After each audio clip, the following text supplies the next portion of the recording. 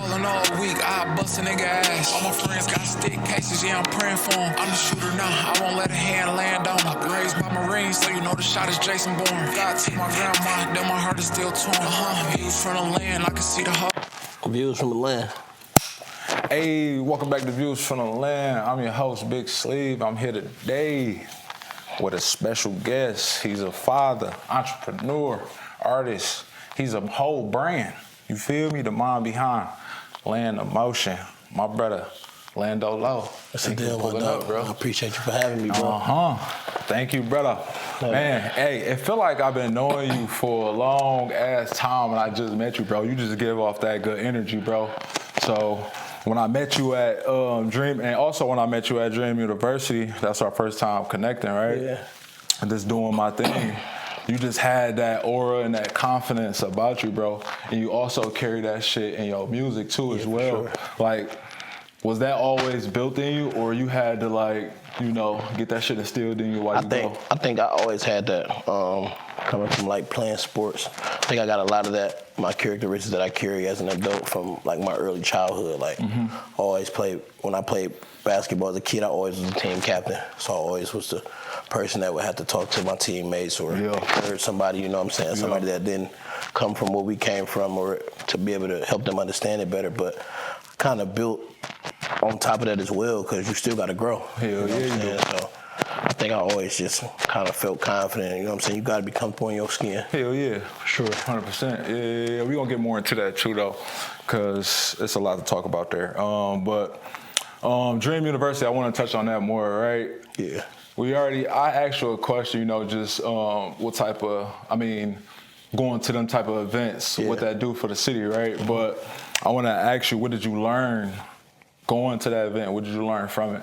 I learned going to that is, it's a lot of people that you probably don't know that got stuff going on.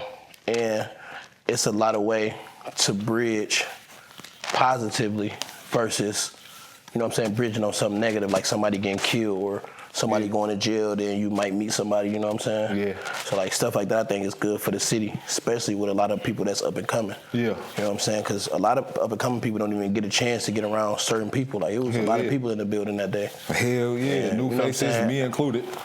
Me as myself, so I think that's very good for the culture, you know what I'm saying? And it make people want to be around more stuff like that, so it also help the bigger people with their events, because you know what I'm saying? You don't want to scare the small people away. Somebody, that's the next stars coming up. 100%. For sure. Right. It's a lot of new faces, right? Hell yeah.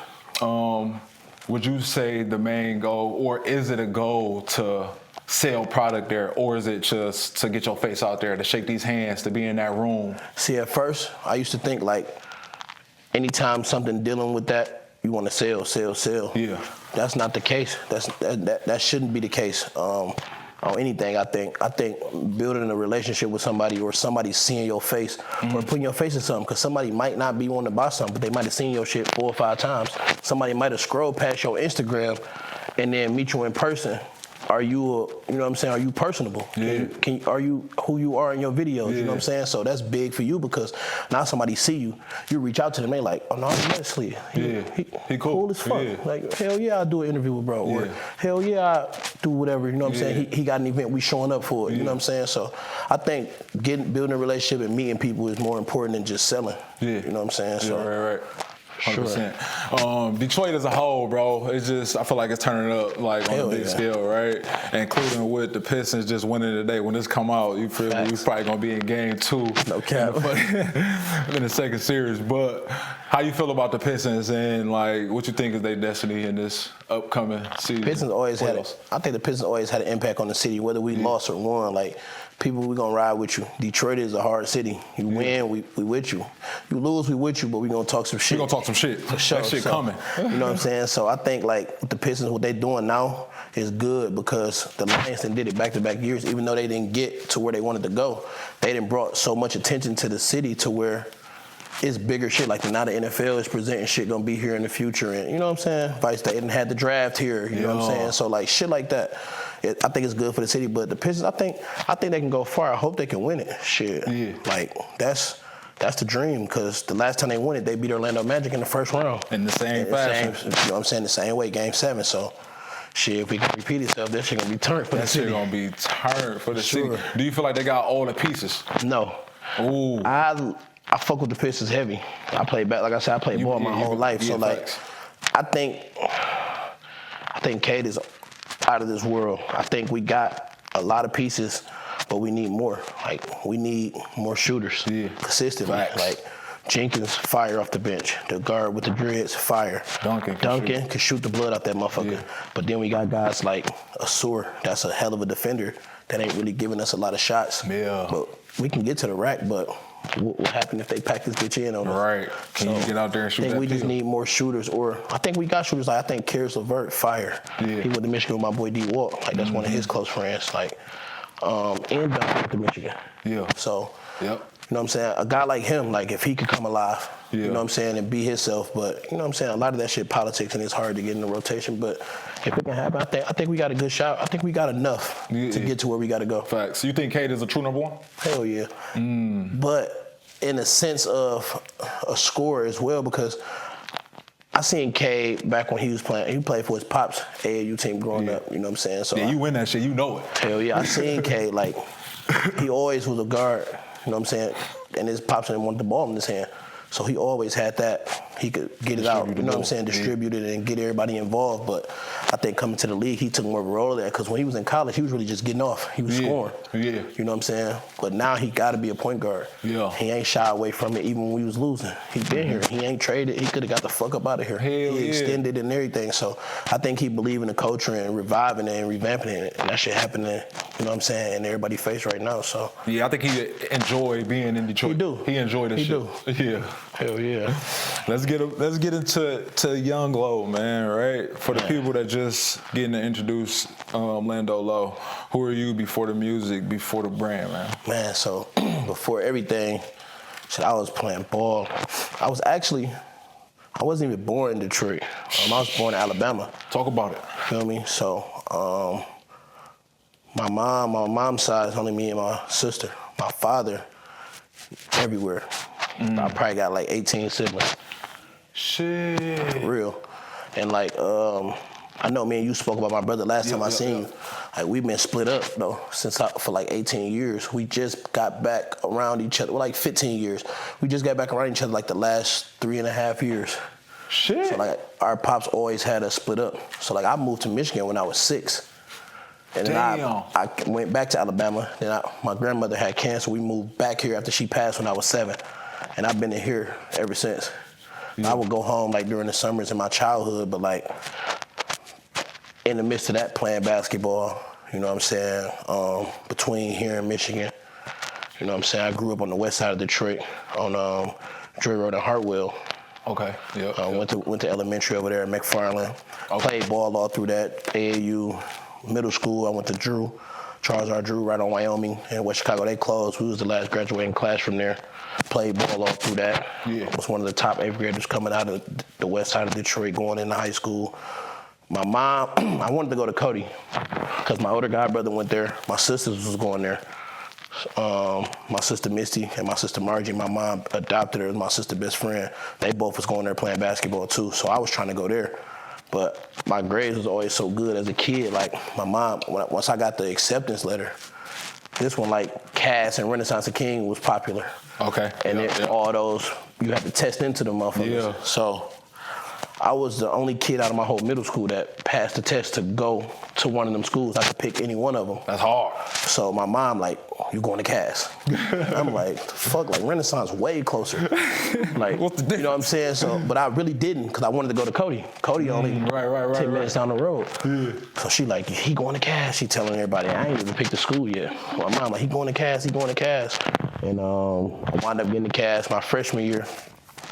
And it fucked me up because all I knew was basketball. Yeah. You know what I'm saying? Like, everybody come from something. Like, even in the neighborhood, like, you either gonna be in the streets or you play a sport.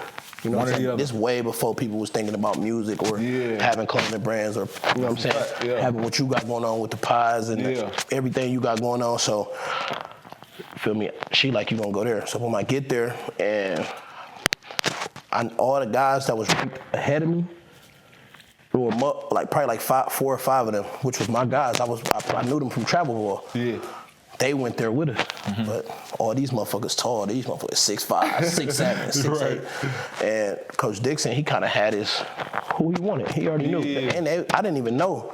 Leaving middle school, you can go play high school summer ball. So they already been playing summer ball with cats all summer. I'm playing AAU. I ain't even playing with my high school. With your team, yeah. Feel me? So by the time I get there, they don't know me. I'm unfamiliar. I'm playing good as hell. Yeah. You know what I'm saying? Coach Dixon, he like, I'm gonna just put you on JV. I want to see if you can. Ooh, we had a scrimmage at Country Day. I played good as hell. Killed they ass. Played good as fuck. Yeah. He like, yo, you gonna play JV this year? We gonna bring you to varsity next year. So in my mind, I'm like, hell no. Like, I'm trying to play varsity right now. You know what I'm saying? So, we going through ninth grade year. I wound up not even playing. I told them I wasn't gonna play. So boom, my mom like, oh, you don't want to be there. So I'm trying to convince her to let me go to Cody. Because Cody coach, I've been already playing. I go to they hoop runs in the summertime and all that.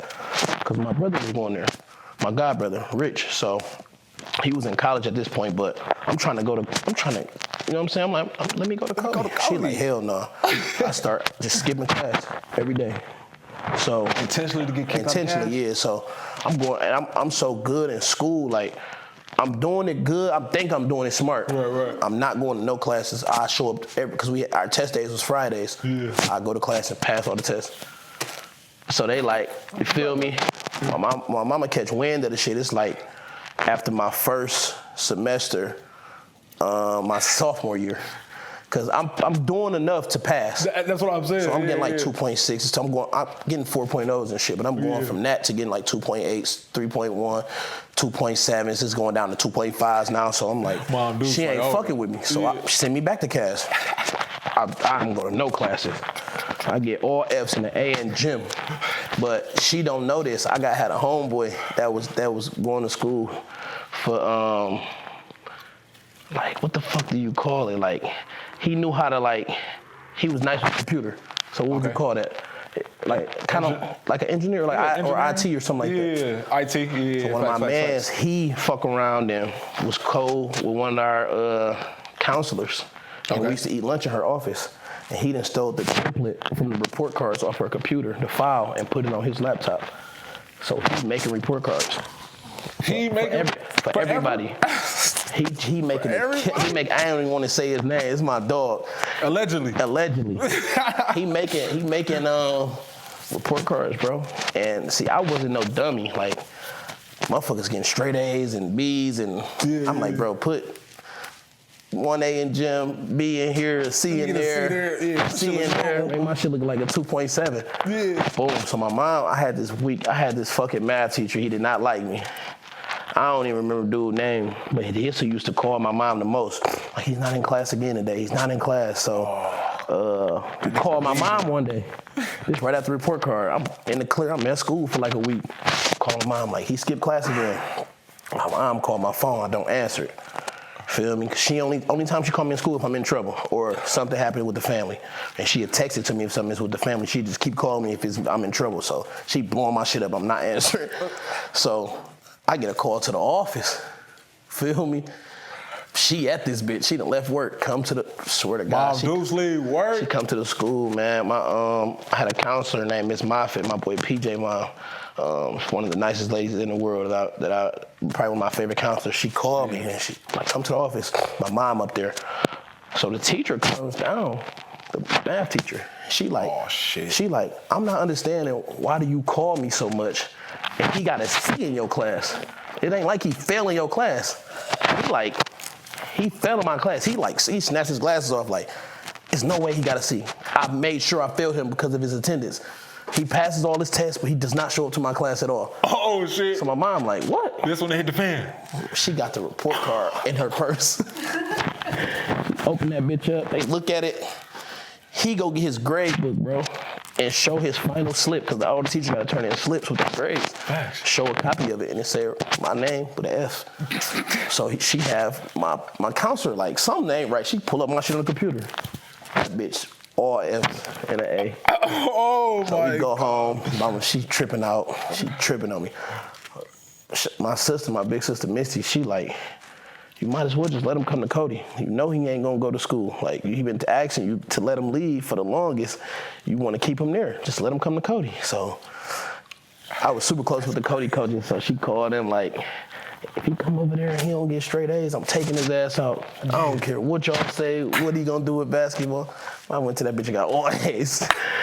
So after that, it was like, you know what I'm saying, it was cool. So we from Cody, went good, all A's, all straight A's all the way through there. School, you know what I'm saying, was this one, they like divided our school in the, you got the Academy of Public Leadership, you got a medicine school, you got a technology school in there.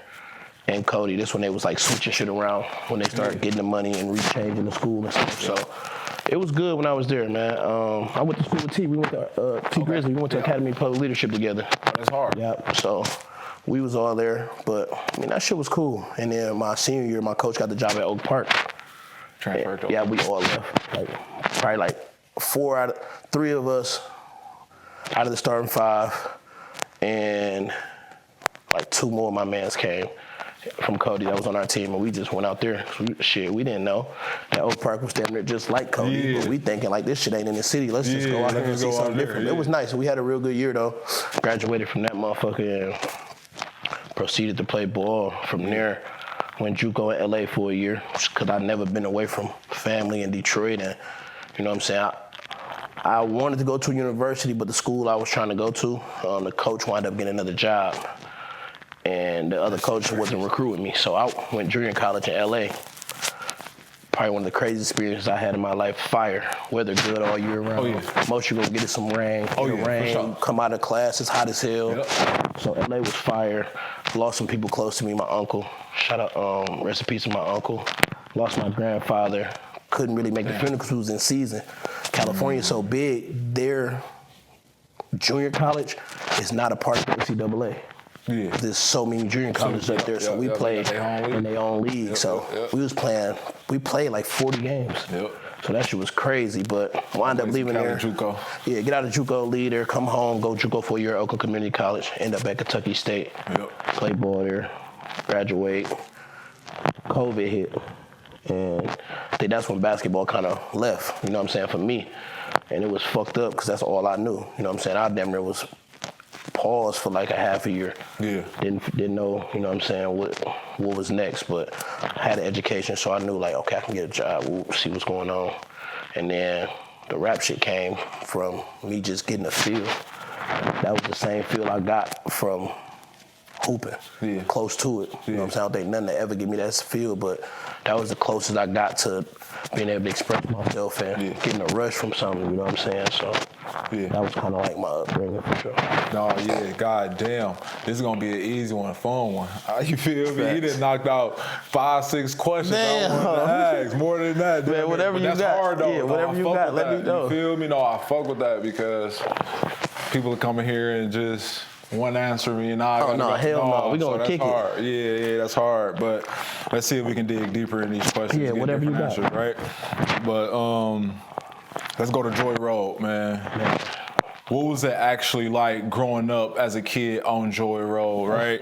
We hear about the Murder Mac, you know, in that area. Was it like a situation where you growing up fast? Like you had to grow up fast? You feel like? For sure. So on my side of Joy Road, from Greenfield going towards like Livernois, that's like considered the dark side of Joy Road. 100%. Greenfield going past like Evergreen and shit like that, out that way, like going towards Ridge Park and all that, that's the school zone. Yeah. You know what I'm saying? So it's 2 sides of the neighborhood, and it's fucked up as it is. Some people from my side don't fuck with people from the Scud, but I played sports, so like a lot of the athletes was neutral. You know what I'm saying? Then I knew T.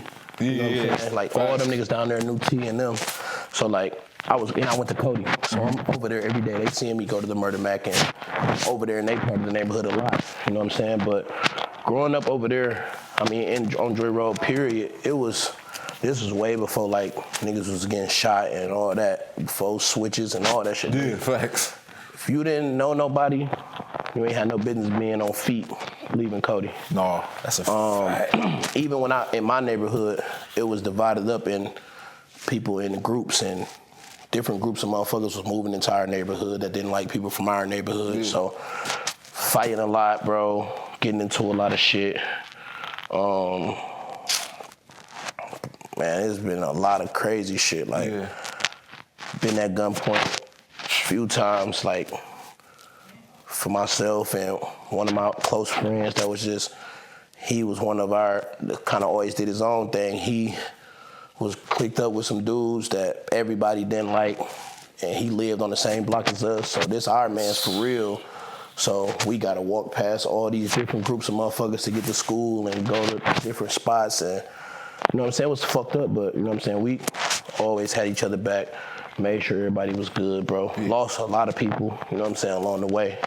But I mean, I think everywhere in the world, you know what I'm saying, people go through that type of shit. But I mean, I would say I fuck with my neighborhood because the older guys that was doing their thing when I was growing up made sure also the athletes and the kids from the neighborhood was good. They wasn't like having nobody do no bullshit or trying to have us hold no guns or no work or no shit like that for them. Like, that shit was kind of thorough. They made sure we was straight. They'd come through, give us bread and shit when we was kids, like for ice cream truck. Like, regular like movie shit, you know what I'm saying? But I fuck with my block for sure, you know what I'm saying? I had a lot of older people that took heed in me. Like, you know what I'm saying? My brother Louis, I grew up in my neighborhood too. He's older than me.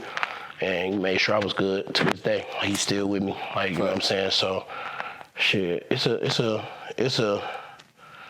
a two-way street with that type of stuff, you know what I'm saying? Because some people, they get into that shit and they can't find their way out. You know what I'm saying? I was the only dude out of my friend group that went to college and graduated college and was away from everybody for years. And I had them uncomfortable conversations like, damn, you don't fuck with the hood no more. And like, you know what I'm saying? Like, I'm trying to show y'all niggas there's more to this shit. There's more to this shit. You feel me? But that's hard. Let me ask you this. Do you think if you didn't have the talent, you would have veered off the route your friends went? Nope. I think like my mom and them, my granddad Bob, he used to call me professor. He was like, you the smartest grandchild out of everybody. That's hard. He told fucking crazy story my family tell. I remember this, but my mom always tell this story to anybody, like any of my friends or anybody close to me. My granddad used to test everybody every year, and he used to make us learn how to say our ABCs backwards. My mom said that's hard. Shout out Grandpa. So my mom said I was a kid, like, and this is why I think I've always just been myself. I was the only kid in my family. My granddad told me to say my ABCs backwards. I turned my back to him and said A, B, C, D. That's funny. And that's like you too smart for your own good. And that's like one of our craziest family stories, you know what I'm saying? So I think I've always been like true to myself and understanding that it's cool to be different. I don't make you know what I'm saying? I tell people that now, like, like whatever, you know what I'm saying? Whatever you do, you ain't gotta do shit to fit in. You don't smoke, bro. You don't gotta be ever smoking weed because your man smoking weed. Yeah, you still hang with your man. You don't that's gotta your dog. Weed. Yeah. You feel me? So they gonna accept you for you if they fuck with you. Yeah, 100%. So I think I would have always found something. You know what I'm saying? I would have went to school because I always seen that shit, like growing up, seeing motherfuckers go to college. Like, ain't nobody in my family. I'm the first generation graduating college. My little brother just graduated yesterday. Yesterday from Alabama University. He played in the NFL. That's hard. So, like, I was the first person to do that in my family. You know what I'm saying? So he just did it. So it's showing the ones that's coming up under us, like, oh, you can go get a degree. You can do that. Hell yeah. Hell yeah. I want to ask you this, bro. You kind of touched on it. You losing a friend, right? Yeah. Polo. You made a song, right? How did losing a friend like that impact you in your life? So my nigga Polo, he was kind of like how I move now. Polo in and out. Polo was about to go and be a doctor. He went to Morehouse. Polo he dibbled and dabbled everywhere. Had dogs, knew the streets, knew how to make money in the streets, you know what I'm saying? But be out the way too. Polo was going to Morehouse. He graduated, got his bachelor's, went to med school, about to graduate med school, be a doctor. And that shit happened right before. You know what I'm saying? So just being at the wrong place, being at the wrong place at the wrong time, bro. And it wasn't even meant for him. He just was sitting in his car in front of somebody's house, about to leave. And you know what I'm saying? It's fucked up because how we seen that shit was like on Ring camera. Like, I still got that shit in my phone right now. You know what I'm saying? He just sitting in his car. And it wasn't meant for him, you know what I'm saying? But wrong place, wrong time. Like, I'm big on that. Like, if I call him and he like, ooh, I'm like, where you at? He like, I'm about to do this. I'm like, bro, jump in your car. Like, my family, anybody I call, like, get out your car, bro. Like, don't just sit in cars because shit happen. Fact, you know what I'm saying? Hey, But listen. I'm just saying that's a fact. But I think, like, losing him, like, made me take a deep breath and, like, slow down. Like, hold on. Like, that shit close. Like, you know what I'm saying? I had just seen Polo. We talked to Polo, you know what I'm saying? When he come in town, and I was in Atlanta a lot, so I go see Polo, you know what I'm saying? Or talk to him or tap in with, like, I'm in the A right now. What you doing? He's like, I'm at school, bro. I'm about to study and go back to the crib. Damn. But, like, I think it kind of made me, I don't want to say, like, it kind of made me feel like that shit can happen to me. You know what I'm saying? Like, I always felt like that, but losing somebody close like that, and I ain't just trying to say me and Polo was the best of friends. Like, you know what I'm saying? This is my guy though. Like, it was one of them relationships where, nigga, I know you got shit going on, you doing your thing, I'm doing my thing, nigga, I see you. When I see you, it's love. Like, you know what I'm saying? But that shit was crazy, bro. Like, yeah. That's crazy, for bro. sure. I couldn't even imagine. I mean, I lost my mom's, but losing a close friend, that's still the same, bro. It ain't. It ain't. That's why I told you. But it's so like, I don't know how to react because you with that person, right? Yeah. Every single day. Like, that's insane. No, for sure.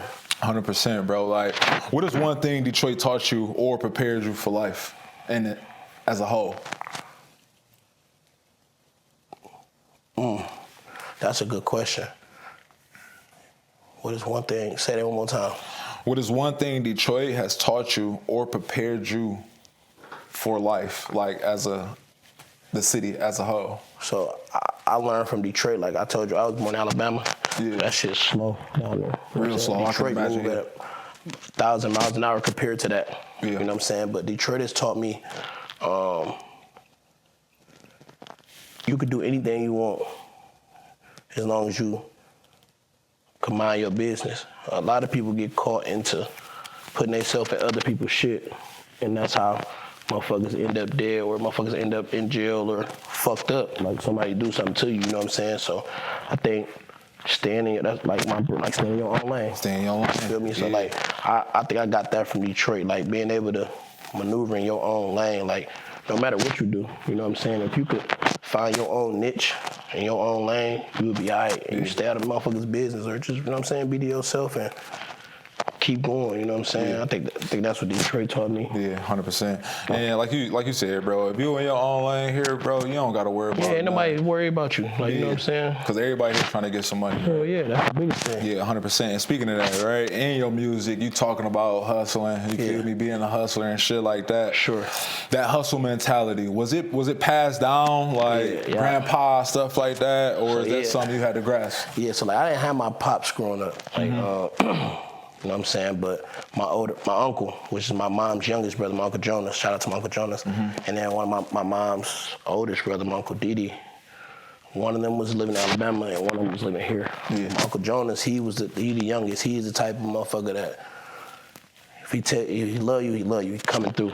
Like, but he taught me a lot. Like I seen a lot of him. You know what I'm saying? And he showed me the real. He ain't mad shit from me as a kid. He told me, like, these motherfuckers out here taking drugs. This is what you know what I'm saying? But I still got a real job. Like, I ain't putting my life into this, but I do this. And I want you to know this because I don't want you taking shit like this. And, you know what I'm saying? Motherfuckers, ropes, he showed me that shit from young, like, since I was a kid, like, before a teenager, like, you know what I'm saying? So, I mean, just seeing him hustle, and, you know what I'm saying, on both sides, because you still got to hustle if you get your ass up and go to work. It's a hustle, you know what I'm saying? So, I think that was kind of instilled in me from him, and then my Uncle Didi was the same way. You know what I'm saying? I seen him work 2-3 jobs. And he gave me my first job. He had a mobile detailing car wash. A big ass truck, like how everybody got the trucks now. He was doing that shit back like 2004 or 2002. Like, shit. I was washing trucks with him since I was in elementary. Shit. He had paid me $2,000, like, making good ass money. That's a lot of money for a kid. Giving that shit to my dudes. Like, here, we laid on the pill, here, pay. You know what I'm saying? I know I'm going up tomorrow, but I think that kind of gave me that hustler's drive from like them. Yeah, facts. You mentioned Grandpa a lot, right? Did you say he was the first person to believe in you? Or if not, who was? My grandmother. Grandmother. But they was so like, You know what I'm saying? Like, they would speak so much life into me. Cause like when I was younger, when I was living in Alabama, I caught the bus from my grandmother's house. You know what I'm saying? And that's where we went to school at. And when I came home, them the first people I see, 'cause my mom was working. You know what I'm saying? So they always like told me anything I could do, just do it. You know what I'm saying? Like, put your mind to it, you could do it. Like, but me and my grandpa was so close. Cause like I said, he was real too. I lost my grandma when I was 7, but I remember vividly a lot of shit. My mom be telling me like, I don't even know how you remember that you were so small. Oh, you got one of them type of brains. Yeah, so like I remember shit like her taking me to Orlando, Florida. Like, she named me Orlando. She took me to Orlando, Florida when I was like 4. And I remember that shit. And I told my mom, like, was we staying at when I got older? She like, fuck you remember that? You know what I'm saying? But like, I would say both of them, you know what I'm saying, was kind of, you know what I'm saying, come from family-oriented shit, like, and they always just instill, like, whatever you do it. Like, you want to be the smartest person, you on top of your stuff. You want to be the best basketball player, you got to go play basketball. Yeah. You know what I'm saying? So, yeah, I would say those two for sure. Yeah, that's fire, right? Is that still today, right? Like, after the basketball, because obviously that was your number one dream, right? Facts. After that, did they still have that passion behind you? Like, all right, go do your lane of motion. So go hop in that music. So like outside of my grandmother, my grandfather, both of them passed away. Right, Mom. But like Mom Dukes, like my core support right now is, you know what I'm saying, my peers. My mom, my sister love my shit. Like, as long as they love my shit, I ain't really too much worried about, you know what I'm saying, whoever else liked it. I always believe like people misconstrue shit because they look at the people that already got it. You know what I'm saying? So like, who don't want to get 1 million views? Hell yeah. You do a video, that bitch do 5,000 views. If you have a live podcast session and you have 5,000 people out there, how that shit gonna look? It's insane. Crazy, right? Insane. People don't use that perspective. They oh, that nigga got 5,000 views. This shit ain't doing nothing. That's 5,000 people that went and click your shit and that like your shit and that consistently watch your shit. You know what I'm saying? So like, I always believed in that. But my core, you know what I'm saying? Shout out to my guy Ty. He's sitting behind the camera right now. That motherfucker dude, he is drop everything. Whatever I need him to do, he don't got no ego. You know what I'm saying? I love him to death. Like, that's my guy. My brothers, all my close friends. You know what I'm saying? My girl, my mom, my sister. You know what I'm saying? I got a lot of people in my corner. That's fire. That's like motivational to me, and that pushed me because I was always that for all of them. You know what I'm saying? Through life, like whatever. You know what I'm saying? So I think it just come full circle. Yeah, facts. That's hard. I want to ask you this, bro.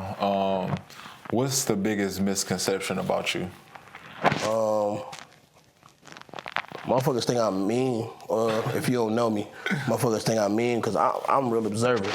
Yeah. I stay to myself, like, I gotta read you first. Yeah. Like, I've been seen you. I've been seen your Instagram. Oh, damn. Before I even met you there. Oh, wow. Ran across your shit a few times. Like, bro would tell you, we get around people, I'm gonna be myself. Yeah. Like, I ain't gonna not be myself, but I'm gonna be myself, but I gotta read you first and see what type of person you is. Yeah. You know what I'm saying? But I think that's probably one of the biggest misconceptions. And like I beat it myself too, so people think that I don't fuck with people, but I just gotta learn you, cause I'm real like precious with my time and my energy. Like, I'm huge on that. Like, with anybody, even with family. Like, my mom, if you could ever have a conversation with my mom, she'll tell you, like, I'll tell her, like, I ain't coming over there. I don't want to be around nothing fake. I stay at home. That's what I'm saying. I love y'all. I see y'all, but she still give me the stop by. I come stop by. I'm gone. 30 minutes. Track, shooting out. Hell yeah. For sure. But I think that's probably one of them for sure. Yeah, that's fact. Okay. Fatherhood, man. New father, right? Yeah. Facts. How has fatherhood shaped you to the man you are today? Fatherhood make you grow up again. Yeah. Because you got to change a lot. I didn't know that. Because my sister had my niece. I was there helping a lot. You know what I'm saying? I was still in college, but I was helping a lot. I'd go spend the night after practice, make sure so she could sleep over that. I'd stay up, sleep through the day, go to practice. You know what I'm saying? Just try to help. But when it's your kid, that shit 24/7. Yeah. You know what I'm saying? So I think fatherhood taught me how to be patient again. Especially dealing with a little girl. Like, you know what I'm saying? But and make you slow down and readjust. Like, it's a lot. I think it reshaped me as a whole, as a person. Like, stuff that I would do, I won't. Like, it ain't even no thinking to it. Like, I would contemplate. Like, somebody be like, hey, let's go here. I'm like, I pull up for a minute or I might come. Now I'm just like, nah, I'm just chilling at the crib, bro. I'm good. I'm at the crib with my daughter. Like, I'd rather be at the crib. You know what I'm saying? Like, then I always did studios late. So, like, now my routine is just being there with her all day. When I put her down for the night, I know she gonna sleep through the night. I go to the studio at midnight, to the studio till whenever, 4, 5, go to the crib. By the time I get up, she getting up, or she done already been up and been back to full nap. So when I'm getting up now, it's like I'm jumping right into her day. So that shit dope though. Yeah. Let me ask you this. You said it slowed you down, right? Yeah. Did it slow your grind down? No. Okay, that's So what I think, so with the grind, it's just like I said, you got to reconstruct. Yeah. You know what I'm saying? So I went from going to the studio in the middle of the day. And, there we go. You know no what I'm saying? excuses. I got to switch this shit up. I got to figure it out. Like, before she got here, I recorded. We knocking shit out. I'm 4, 5, like, even right now, like, we just dropped 2 weeks ago. I got music. I don't got to go to the studio. If I don't want to, I don't have to go to the studio for the rest of the year. Right. I got enough music to make it to next January. Whew, that's hard. That's hard. And, like, before she got here, that's how I was working. You know what I'm saying? Because I knew, like, I know I'm gonna have to sit down for a couple of months with her. You know what I'm saying? So by the time she got here, we just uploading. Yeah. That shit, we just picking dates now. Yeah. And I done shot videos, I done did this, I done That shit did ready that. to go. So everything just falling out, you know what I'm saying, hard, rolling bro. out. But hell yeah, no, it ain't stop at all. Because like I said, I still get in the studio, I go to the studio. Shit, I'm getting a tape done in 2 studio sessions now. I go book a 4-hour session, we getting half of a tape done. You know what I'm saying? And I'm to the point now, sometimes I just book studio and we just go listen to the shit that we got. Right That's now. hard. We True working artists. though. And just trying to find, you know what I'm saying, more ways. Like, you know what I'm saying? Trying to find more ways. Like, we've been looking at your stuff. Like we gotta do more content. Yeah. You know what I'm saying? So like that's something that I put into them and they like, all right, we gotta boom, boom, boom. You know Yeah, you a true artist, bro. For sure. Yeah, y'all knocking shit out. You feel me? sure. Not wasting time, not playing. I fuck with that, bro. Like, and I appreciate you not making no excuses for yourself. Hell no, Even you can't. though you had a 'Cause kid, it's gonna roll. It's gonna go without you. It's gonna go without It's you. gonna go without you regardless. And I be telling that to the artists, my friends that's artists, Yeah. they got kids. Like, bro, don't let that be a crutch. Don't. Hell no. Fuck no. Bring the kid to the studio if you have to. We just You met an feel me? OG. That's what OG just told us. He just told us, like, bro, you start taking your daughter to work with you. Like, facts. that's your job right now. Yeah. Take it with you if you got to. But Yeah, I no got smoking, though. No, hell no. Ain't nobody smoke. No smoking. Why nobody might even come to the studio? You know what I'm facts. saying? That day, like, Hell but yeah. hell yeah, I think that's it's easier said than done. But Yeah. if that's what you want to do, bro, you gotta figure it out. Figure it out. You gotta figure that shit out. You can't make no excuse. Ain't nobody gonna make no excuse. Nobody even care. Nobody coming to save care, you, bro. Nobody coming to save you, bro. You gotta get yourself there first. Yeah, facts. Do you want her to follow your shoes, like trying sports and shit like that, or she can do? I your do. shit? Okay, that's so, hard. So like my aunt, I named her middle name after my aunt. My aunt name is Kimberly. Mm-hmm. My aunt was the #1 girl in basketball in Alabama when she passed away in high school. Oh damn. Her and my mom was pregnant with my sister. Sorry. Damn. And it was just, I could be telling this story wrong. I hope I'm not. I think my mom was pregnant with my sister. And if she wasn't, her and my aunt went to a party with 2 guys they knew from the neighborhood.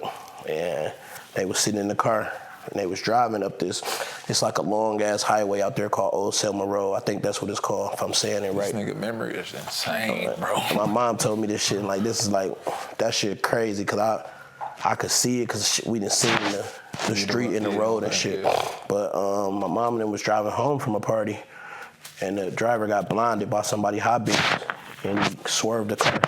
Or something ran in the street, and he swerved the car. And out there, it ain't like our shit, ain't no barrier. That shit is like ditches and dirt. Yeah. And the car spent out. They hit a tree, and the car split in half. Shit. My mom said she thought she like was paralyzed because she couldn't feel her legs. So she was crawling, like trying to find my aunt. And First person she seen was one of the boys. He was dead. Damn. The other boy she seen, he was screaming. So she was hoping that my aunt was good. And when she got to my aunt, I think she was like wrapped up in a piece of her car. This is her little sister. You know what I'm saying? So like, I can only imagine like going through that shit at that age. They was still in high school. You know what I'm saying? And she was like promising to be like one of the best basketball girls coming out of Alabama.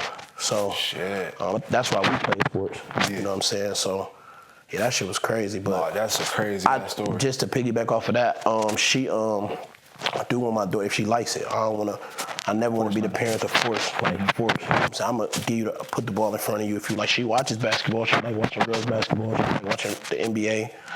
You know what I'm saying? But she's still a kid, so she's still developing. But if she do, hell yeah, we doing it. In it. Doing it. No, how old is she? She 9 months. Okay. And she watching the sports already? She watch sports, bro. She sit up and watch it. Like, I turn it off, she'll get to yelling. You know what I'm saying? But that's crazy. She in there because we try to keep her to a minimum screen time. So when she was watching the Pistons game today, okay, that's hard. House, she was watching on the projector and shit. So that's hard. That's hard. You getting a scholarship at Kentucky State, right? Man. Do you think, bro, if you never would have injured your shoulder, we'd be having a different conversation today? I think if COVID would have never happened, I probably wouldn't even have met you. Kentucky State was kind of funny because like they wasn't even recruiting me. My godbrother was going there, and they was losing their best point guard. So my godpops paid for my. I was out of school for a year and a half after community college here at OCC. Okay. But I was still training my little godbrother Juke. He was going to University of Detroit Mercy. Okay. So I was in the midst of figuring out, like, damn, is this shit you gonna give up right now? You came this far. So I was so committed to that shit. I was staying in his dorm on the floor just to get up so I could work out because they had the 24-hour gym there. Yeah. He would give me his badge. I would just badge in, go there and work out. And that's where I was at every day for a year and a half. And like I said, they didn't recruit me. I went down for their Thanksgiving game because my godparents, they would take the whole family down there for my godbrother every year for Thanksgiving. They would bring Thanksgiving to Kentucky. So I shot down there and that shit just happened. Like I worked out and they saw me and they liked me and I got enrolled in school in January, went full semester as a student and they offered me a full scholarship after that. That's insane. I was showing up to like shit that they wouldn't even allowing me to. Like I couldn't practice. I couldn't lift weights with them, but I could do everything when they was done. So I would get up and go to 5 a.m. practice, weights, sit in weights, doing homework on the computer, go to practice with them at 7 in the morning, go do my homework at 3 with them on study hall, go to practice after that, and I couldn't do shit. And I would work out. I did that for like 5 months, and I couldn't do nothing, but I would work out after practice. You just shot on them and type shit. Just watching, learning shit. So by the time we start spring ball, you know, the whole playbook. That's hard. All that shit, you know what I'm saying? So they got exit meetings for athletes when they about to go home, and I had an exit meeting. Like I was showing up to shit like when they had the recruits come, I'm busting their ass. Oh, that's easy. They want these niggas to come here for real. But if they good and they can help us, like we want them. But I'm trying to kill everybody. I'm going to all that open gyms. I'm the only nigga that's with the team that's playing in that shit with the. They would make some of the like red shirts or shit like that play, but that's hard. No, that shit was dope, and they offered me a full ride. So, but then the COVID shit just kind of fucked the world up because we are foreigners to them. Hell yeah. They not taking foreigners. They was offering motherfuckers $400 a month, $500 a month. Like, I came from a D2 HBCU, so like if you ain't coming from nowhere like no Duke or no Michigan, like motherfuckers, a lot of people ain't getting paid how people think they getting paid. Yeah, facts. But they grow into it because you got a chance to grow into it. But around that time, I'm like, it's COVID. I can be away from the family. This shit can get fucked up. Yeah. And it didn't make sense. Damn, COVID and fucked up everything. No, for sure. That's wild, bro. And then it be crazy ass stories like that just tweak your life, bro. Tweak your whole life, but tweak your like, whole fucking some people sit in that shit though. Yeah.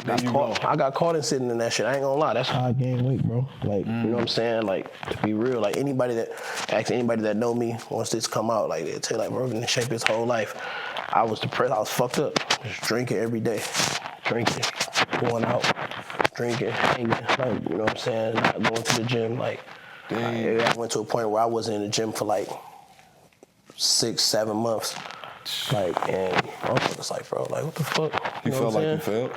Because in the midst of that, I was still going, finishing college. Okay. To graduate. So once I graduated, that kind of gave me like a breath of fresh air. Yeah. Like, you know what I'm saying? My mama got to see that shit. My niece got to see it. My sister got to see that shit. So that was huge for me. That was like a milestone in my life, like big, you know what I'm saying? So I think that gave me a breath of fresh air. And then I was like just giving back, training kids or just telling people like what we went through and what I went through, you know what I'm saying? So I think I shook it. It took a while, but I shook it though. That's crazy. Yeah, you would definitely get in that funk with something that you grew up loving, and then get the, you feel me? Everything. Yeah, no You know what I'm cap. saying? So, Let me ask you this: being a disciplined athlete, do you think that it has made you interpret life differently? no, but yes, because it depends on who's teaching you it. Yeah, facts. I mean, like a true disciplined athlete. Like if you waking up, like kind of sort of how you speaking, bro. Hell Waking up and doing that, you know, in that your aspect, due diligence. in right? that aspect, yes, because that shit really prepare you for the world. Man, I swear. And that's why, like, Army people do so good in the corporate world because they everything like this. You know what I'm saying? I got a friend that lived like that to this day. Shout out my boy Mace. He playing Taiwan right now. Is he in Taiwan? Where Mace at? Not Taiwan. Vietnamese. They 12-hour difference.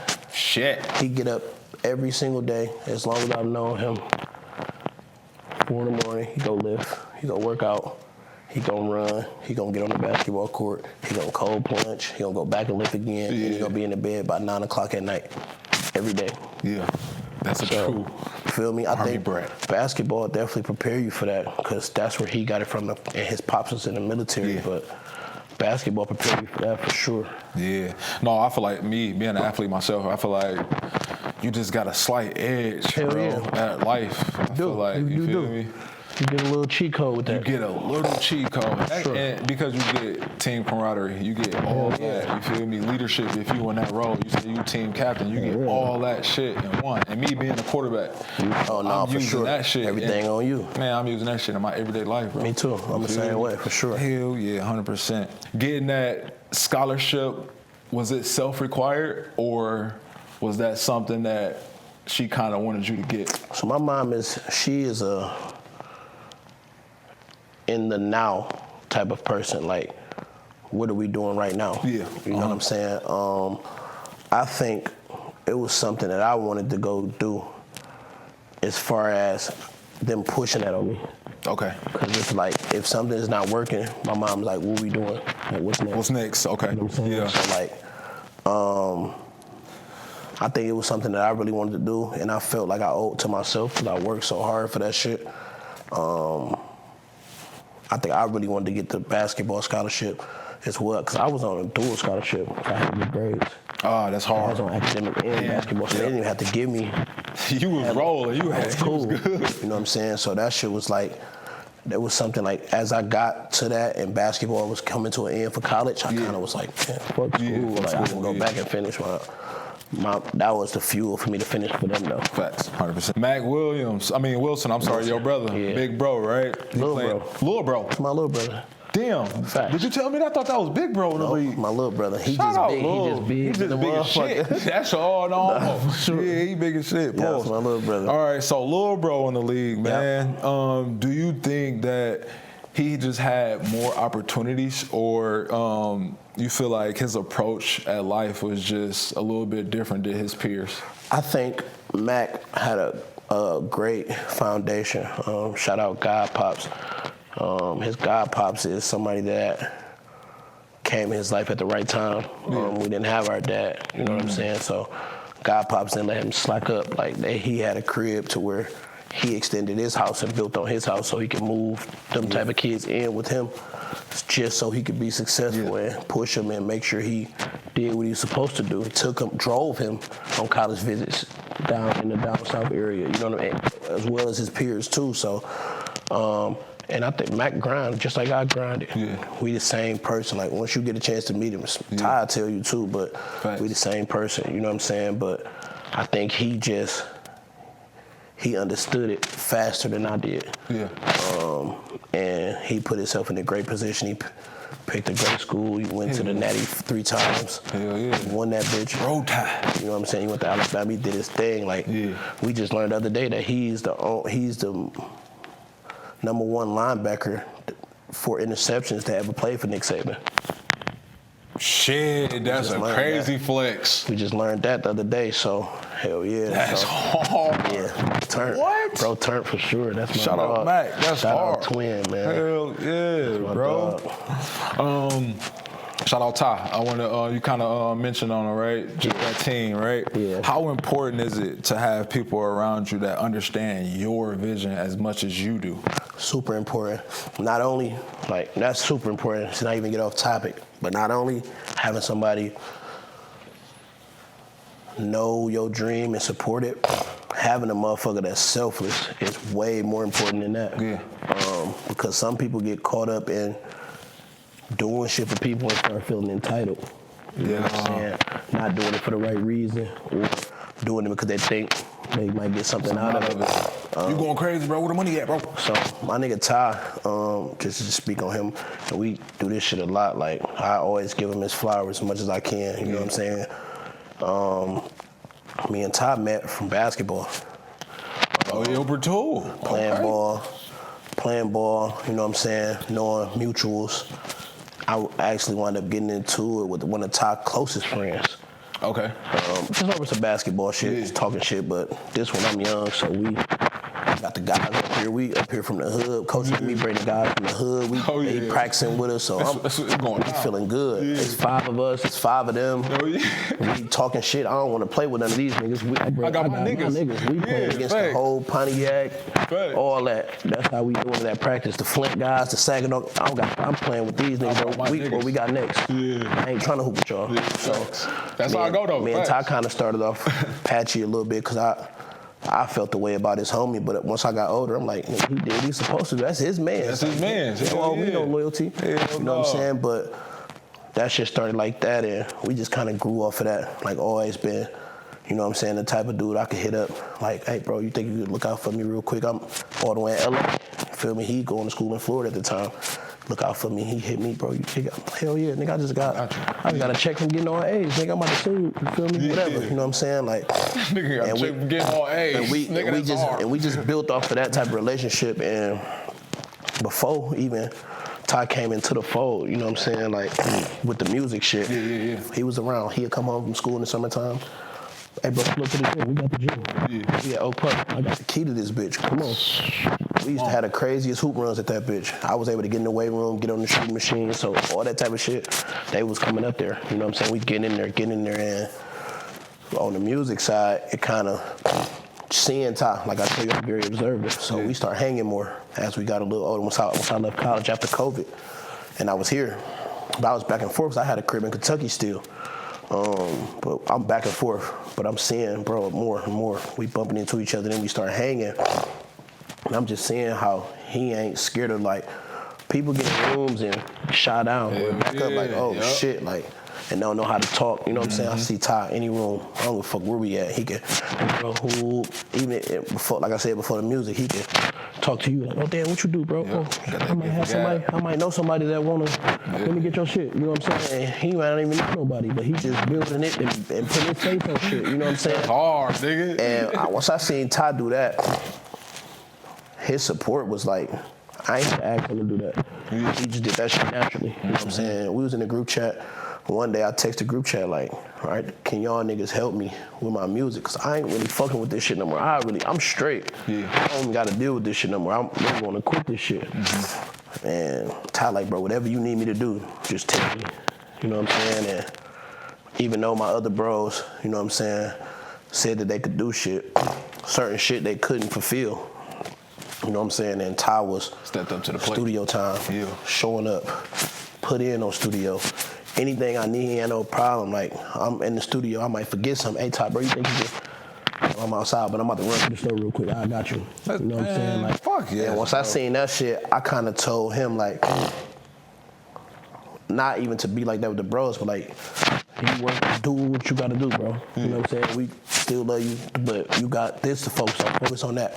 My other man's focus on that. You know what I'm saying? Start becoming just me and him every day. Yeah. So, and just him getting around motherfuckers. Like when we be around my little brother, we be around so many motherfuckers. Like he having motherfuckers walk up to me that I ain't even talked to, and I done been around, bro. Like. You know what I'm saying? Like, hey, this for me. They got a podcast who they want to talk to you. Like, next time we come down here, they want to meet you. And oh, he got a brand. Boom, they want to collab. Like, just different shit, bro. And I ain't never had nobody that was that persistent and that consistent. You know what I'm saying? So that motherfucker Todd different. Yeah, okay, tell me nothing about Todd. Yeah, all the guys love him. My brother love him. He ain't nobody that's gonna fall into nobody's footsteps. Like, he ain't from where we from. You know what I'm saying? And he don't portray that. He come to the hood, like, be around the guys, and they fuck with him. All my guys, you know what I'm saying? And everybody, my brother love him to death. You know what I'm saying? Like, same way I love him. My mom love him. Like, we went to Alabama for my brother's softball game. Todd drove. You know what I'm saying? Paid for rental, all that. Like, whatever. You know what I'm saying? Drove there and back. That's a 12-hour trip. Feel me? Like. He thorough, bro. Like, you know what I'm saying? You don't get a lot of people like that, so that's why I tell motherfuckers like, Todd, like, you need anything from me, talk to him. Like, he gonna tell you what it is. He ain't gonna sugarcoat you. If I ain't fucking with it, he gonna tell you like, no, he ain't fucking with it, bro. You know what I'm saying? So that's just, you know what I'm saying, what it is. I fuck with that. I fuck with that heavy, bro. Today, bro, and especially this fucked up world we live in, right? What do you look for first, right, when you go into this industry, right? Do you look for the person or the talent? For as far as music? As in, or just walking in them rooms, like just being that, you know, that connection. Like you looking like, all right, I need to talk to this person because he a good person and we can possibly build after that. Yeah. You feel me? Sometimes I like talking to the people that people don't talk to. There we go. So I might walk in a room and see you talking to 5 people. Boom. I done already, like I said, I seen your shit. So I'm like, I already know about Steve. Boom. I might see somebody else talk to 1 or 2 people and they sitting off to the side by themselves. Feel me? What's the deal? What you do, bro? What you do? Like, oh, I do clothes, I do music. Okay, damn, where you from? Oh, I'm from such and such. I met a dude named Cam. Shout out Cam. Cam cool as hell. He from North Carolina. Been living in Michigan for a few years now. That's kind of how I met him. He was sitting on the couch. I'm like, well, shit, I'm gonna introduce you to my team. Like, I had my brother Nui with me. He a chef. My brother Nui, he cook and shit. Had Ty with me. Like, hey, get Ty information. Get his Instagram. Get his number. There you go. I'm trying to get that motherfucker out. But yeah, like, I want to talk to the people that a lot of people ain't talking to, bro. Yeah. Bless you. Hell yeah, that's just how I do it. But then, of course, the people that got shit going on, you still can't be scared to be under them lights neither. Like, I'm going to talk to everybody. I don't care who it is. Like, and if I know somebody, like when I brought my hands up to you, they got the blessed to have a favor, man. My boy Will. Shout out you, Will. Like, I'm like, he one of them people that standoffish. I'm like, bro, you got a network, bro. He said it too. You might not get in these rooms again, or you might not have nobody that's gonna do this shit for you. Like, if I know him, I'm gonna introduce you to him. So I'm walking his ass through the whole event. My boy Will, he do best of her. So many people like, oh no, I got some of his shit. I didn't even know that was you. Feel me? Like, I'm like, you just gotta have a conversation, bro. You can't be scared to talk. No, hell yeah. That's an absolute fact, bro. Let's get into Lane of Motion, bro. Man. What made you start Lane of Motion instead of like solely focusing on rap? So, to be honest, I made Lane of Motion. It's 2026, like end of 2021, end of 2020, early 2021. Okay. I built that shit mentally for myself for 5 years. I wanted to see, like, I got friends that got successful brands. You know what I'm saying? Like, I know Baby Tay. Yeah. Baby Tay brand doing hell of a good. He just started a new brand. Yep. I got a boy named Fuse in Atlanta. And he got Sorry Flamingo. His brand crazy. I watched him put a drop live and sell out in an hour. We was all in Arizona sitting at my brother's house, and I watched his fucking Shopify just. He sold thousands of units, like just 50 to 100 pieces. I'm talking about thousands of jogging fit shirts, hats, pants, shorts. Like, I watched this shit sell out in an hour, and like having people like that around me, I should always pick his brain. Like, damn, Phils, how the fuck you do get this? to this point? What the fuck you know what I'm saying? And I start incorporating into my plan. Boom. Okay, we gotta have this. We gotta find a fire vendor. My nigga Phils, shout out you again, Phils. Phils is the only person that I ever talked to that owned a brand that gave me his real vendor. This will make my shit. Yeah, nigga here. Put us in the group chat on motherfucking, what's the shit called that you use? Telegram? You said, what is it called? WhatsApp. Oh, Put okay, us on the WhatsApp thing and was like, yo, this is my boy Lando. He about to start a brand. This is my family. Like, take care of him. And I'm still working with that vendor to this day. That's hard. So, you know what I'm saying? I wanted to learn it. Like, I'm big on learning shit first. Like, I don't want to go into nothing blind. Yep. You know what I'm saying? I see people's mistakes. I see, you know what I'm saying, whatever. But that shit was some time I took, because I done had all type of names. You know what I'm saying? The Lane of Motion shit didn't come to like years. Out of the fives. I always use the balloon concept. Okay. So like when people see balloons or I post balloons, like, of course it's for my brand and that's a part of me.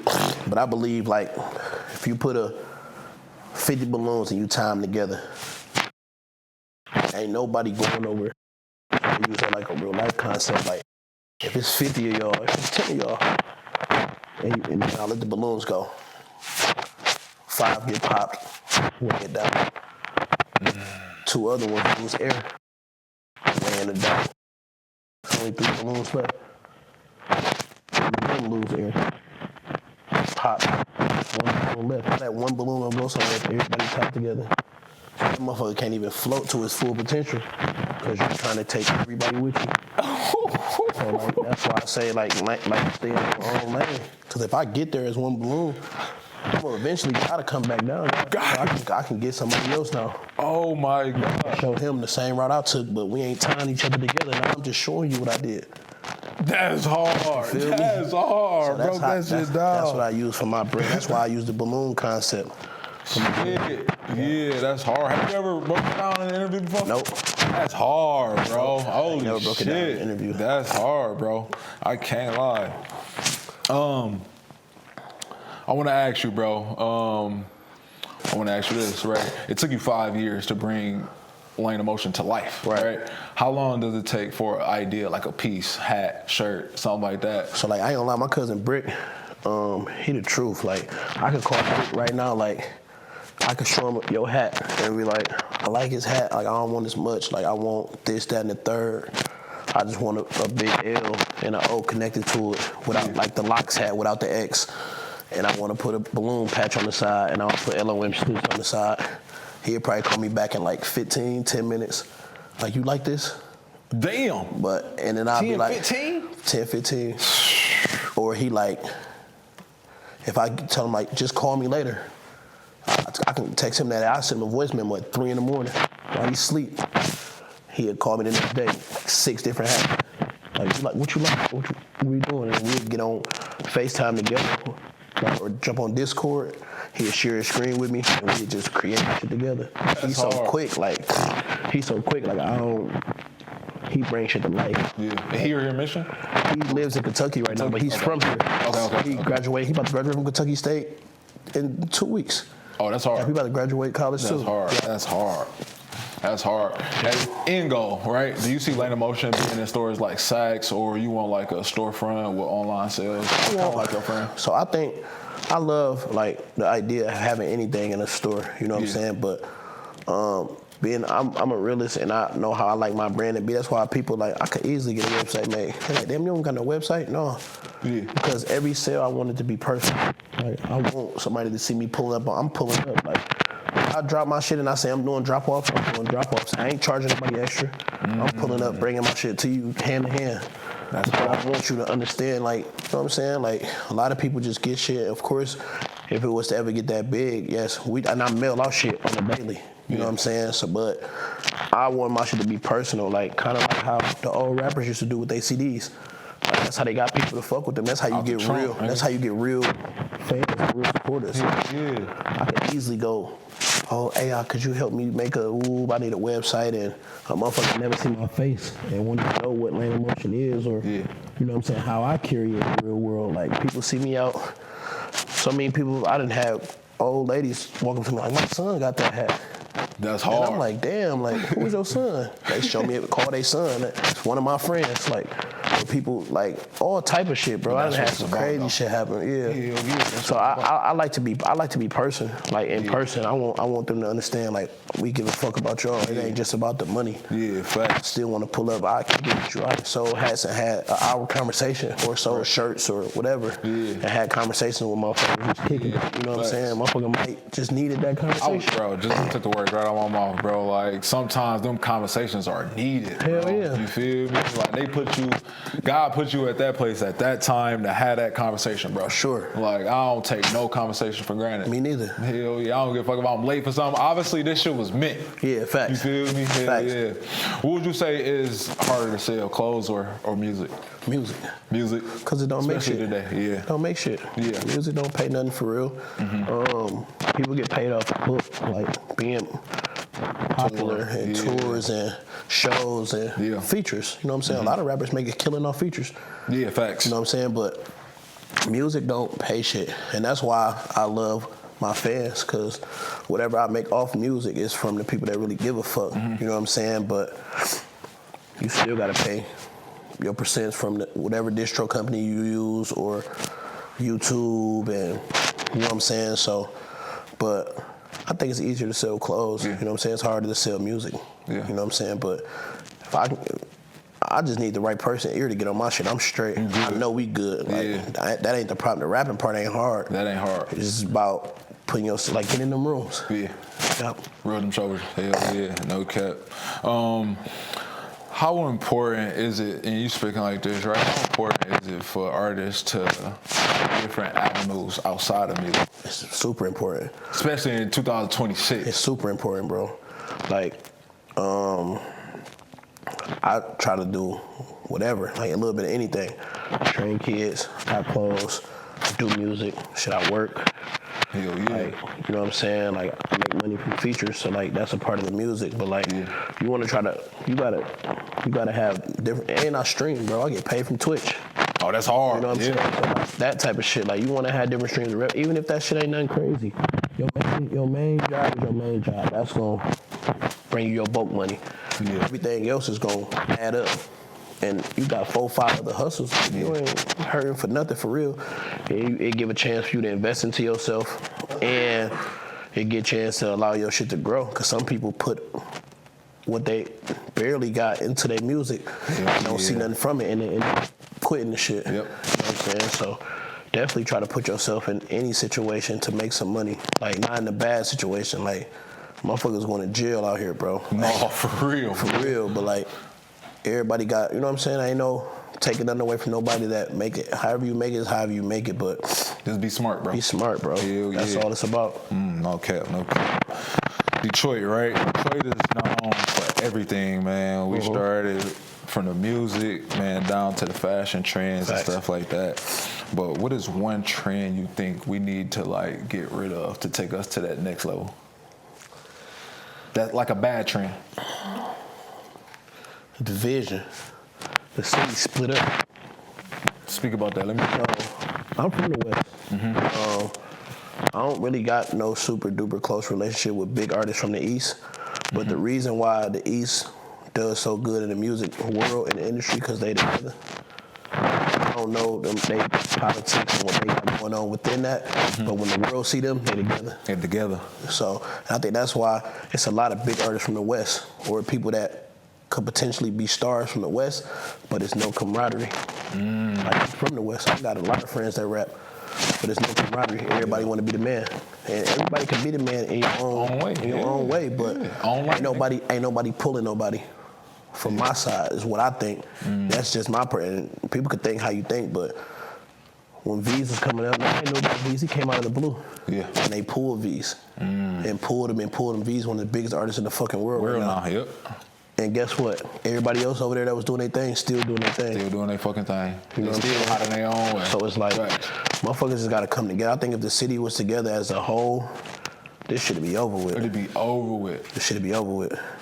You think that, and I'm bluntly speaking, right? Yeah. Do you feel like the east side is more so like, all right, we just showing y'all this, but it's really not camaraderie for the whole city? Like, they need to come to the west side, drop all the bullshit, come to the west side and do the same shit y'all did over there? Or you feel like a Doughboy Cash Out need to take that avenue and do the same? I don't think it's up to nobody, like, particularly. Because this. How would you think it'll start? I think it got to start within who you around. Because it's some niggas that's around niggas that they fuck with and they won't shine the light on them. Because they'd rather have it on themselves. You know what I'm saying? Yeah. So like maybe pulling up an up and coming nigga or collabing with a nigga. Like let's say you in Pacific. I'll use you for an example. Let's say you do an interview with me, and then somebody big that you might fuck with comment under your shit. Yeah. And then they know me, and I don't speak highly of you. Yeah. So you never able to cross that bridge. And a lot of niggas do that. Not even, some niggas do it purposefully and be fucked up or be hating, but some niggas just don't know how much influence they can have. I could be like, man, Sleeve a cool ass nigga. Yeah. Fuck with bro. Like, hell yeah, do a pod with him. Like, nigga, I'll give you his number. Like, you know what I'm saying? And that type of small shit could change somebody's life, or somebody's whole vision could elevate it faster than what it was already going. 100%. So it's the same shit with music. Like, I feel like niggas get their buzz and then only want to reach back when they buzz down, when the next nigga gaining something. You know what I'm saying? Instead of reaching when you up, you could pull a nigga. Now you might turn him up. He could go pull his man's. Oh, we looking at everybody pulling. Now this shit looks stupid. Looking crazy. You know what I'm saying? So I think that's the thing that the city got to do more of. Like, it start with your peers, who you around. Like, everybody ain't gonna be able to do it. You ain't gonna be able to pull everybody. No. But the motherfuckers that you know that got the potential, you know that can get a buzz, you know that got a sound or a voice or whatever, and you got an opportunity to pull them, don't wait till your shit down now. Right. Play ass when you hot. Yeah, facts, 100%. I'm the same way, bro. Right. Like, I don't hold no ego. I don't give a fuck. If you sweeter than me and the same shit I'm doing, I'm gonna shout you out, bro. What I just tell you earlier about the dude. Who? The white boy I told you. Oh yeah, facts, 100%. Yo, same thing. Shout you. First thing you said, you talked about him. You didn't even say nothing about your music. He cold. Yeah. Lozart, bro. If y'all don't know Lozart, and it's crazy because they was like both of y'all named Low, and then I'm like, damn. He like, what your peoples call you? I'm like, my peoples call me Lowski. He like, my peoples call me Lowski, but he named himself Lozart after Mozart, the artist. Oh, that's hard. That's hard. If y'all don't know about him, bro, y'all better get in tune, bro. Brody on his way. I ain't gonna lie, like, he that. Yeah, bro. You the same way, bro. You don't have no ego. Shout people out. It ain't gonna stop your grind, Hell bro. no. It ain't gonna stop nothing you got going on by the next second, bro. Hell yeah. Let's get into your music, bro.